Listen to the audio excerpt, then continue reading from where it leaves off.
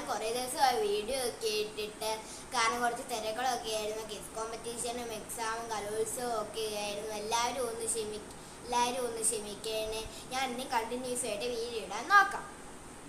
കണ്ടോ നോക്കണം. ഇതാണ് ഞാനും ഏറ്റവും തമ്മിലുള്ള കുസ്തി.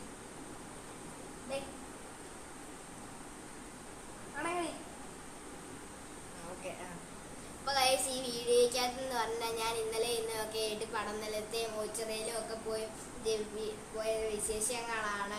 ഞാൻ ഓച്ചിറയിലെ പകുതി കഴിച്ചിട്ടുള്ളൂ, പക്ഷെ പടനിലത്ത് ഞങ്ങൾ ഇന്ന് പോയി ഇപ്പോൾ വന്നതേ ഉള്ളൂ. അപ്പം അതിൻ്റെ എല്ലാം ഈ വീഡിയോയിലുണ്ട്.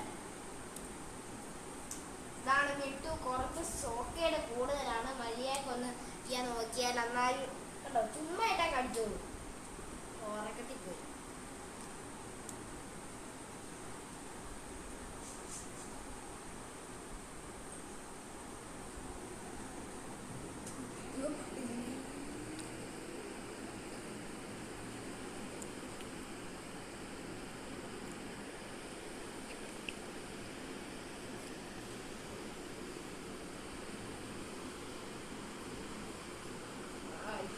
ഇതാണ് ഞാനും അവളും തമ്മിലുള്ള കളി.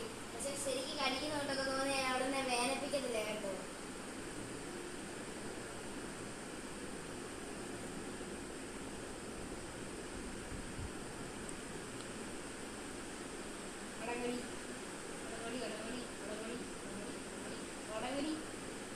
ഇവിടെ ഇതൊന്ന് കോംപ്രമൈസ് ആക്കാൻ പറ്റും.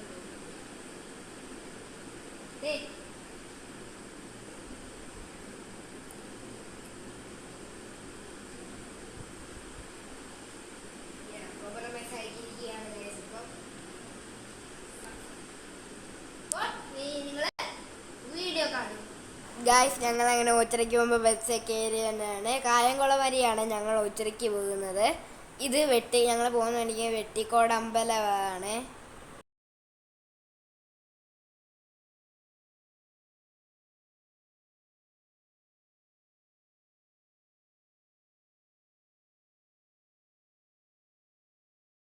ഗായ്സ്, അങ്ങനെ ഞങ്ങൾ ഓച്ചിറ അമ്പലം എത്തി.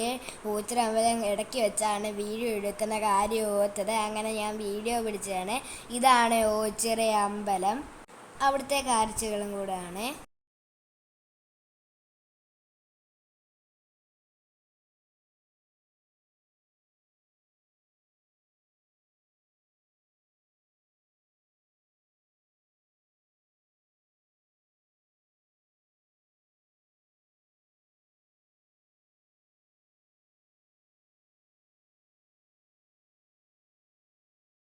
ഗായ്സ്, ഇതാണ് ഓച്ചിറയിലെ പുണ്യപൂങ്കാവനം.